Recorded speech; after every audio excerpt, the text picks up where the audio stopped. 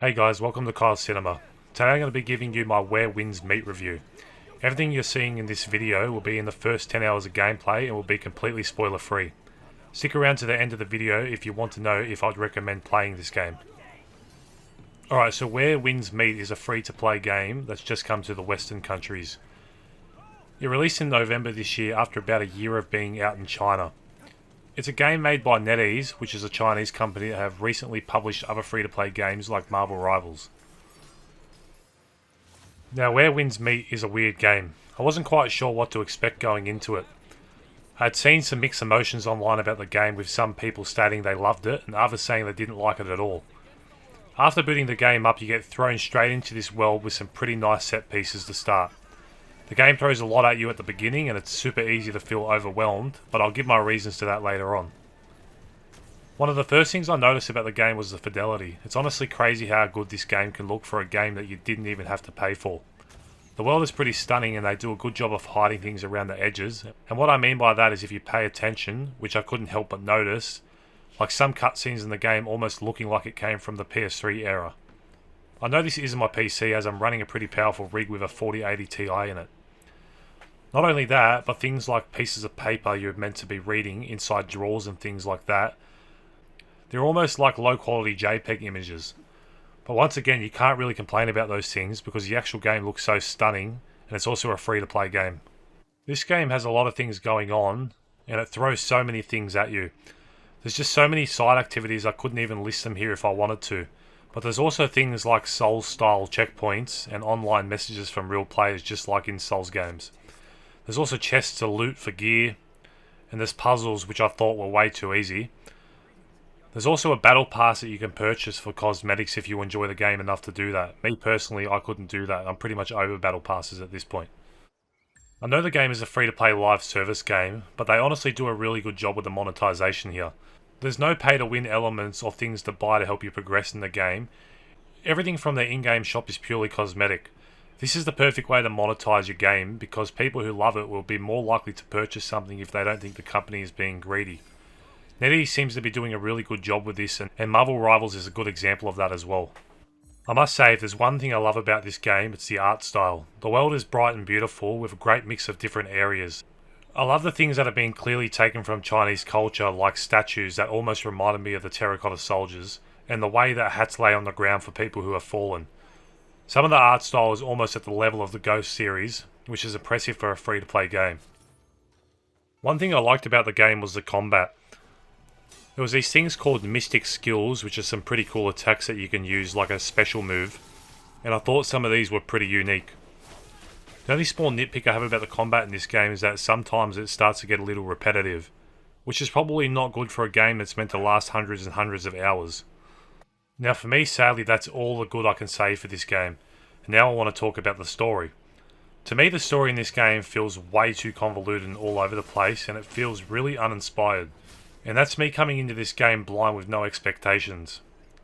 If you had expectations going into this game, you might really be let down. I really did not like the story whatsoever, and because of that I really couldn't get into the game. I couldn't even play past probably the 8-hour mark because I was just too bored and became uninterested.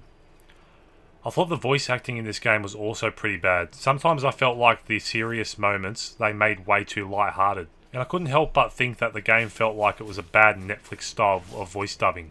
That might be a little harsh, but that's honestly just the way it sounds. Another thing I wasn't the biggest fan of was the music.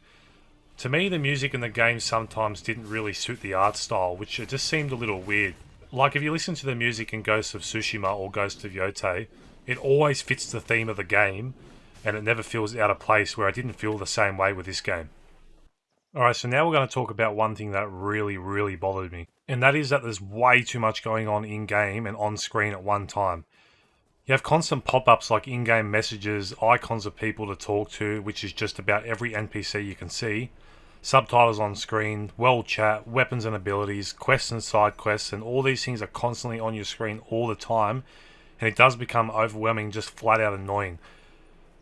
I'd say this point that I'm making right now is probably one of the actual main reasons why I could not play this game anymore. There was just things floating around on screen all the time, and it really turned me off this game. A lot of it's just completely unnecessary. There's not another game I can think of that I've ever played in my lifetime, and keep in mind I've played hundreds and hundreds of games, that have this many pop-ups that pop up on screen all at the same time.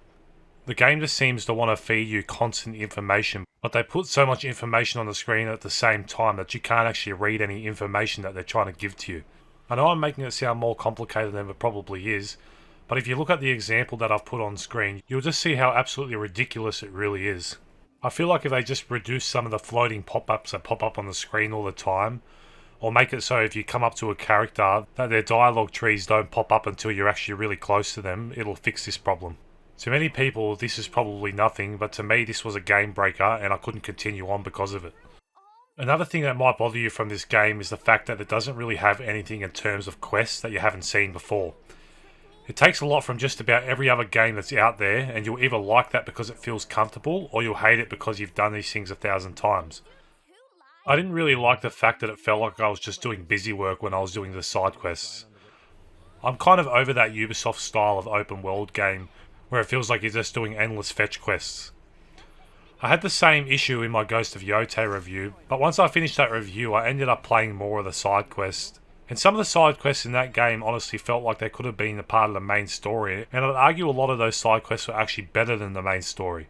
I feel like all the games that are releasing these days that have interesting side quests that don't feel like they're just busy work are all the games that have been super successful recently.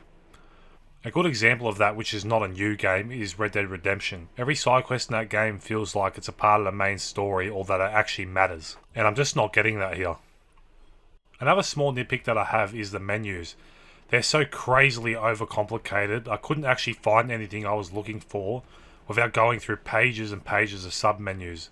I don't really know how you're meant to find anything that you're looking for when you've got to go from page to page to page to page, and it just feels endless. The menus could probably use a rework in this game. I don't know why game developers these days keep making convoluted menus.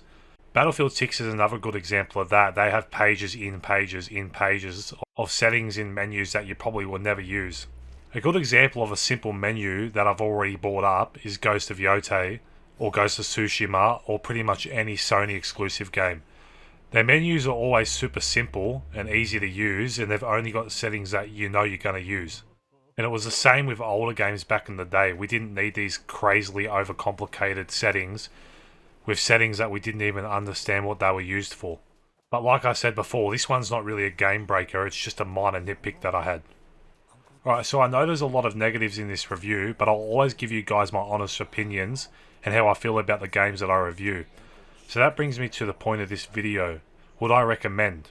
And honestly the answer is no, not really. The game just felt boring and uninspired, and the only joy I got out of it was the art style and the way that the world looked. Anyways guys, that's all I've got for you for this review today. If you guys liked my review and want to see more, subscribe and like the video. Comment below what you'd like to see next so I know what you guys are interested in. Thank you guys for watching today, and I'll see you in the next video.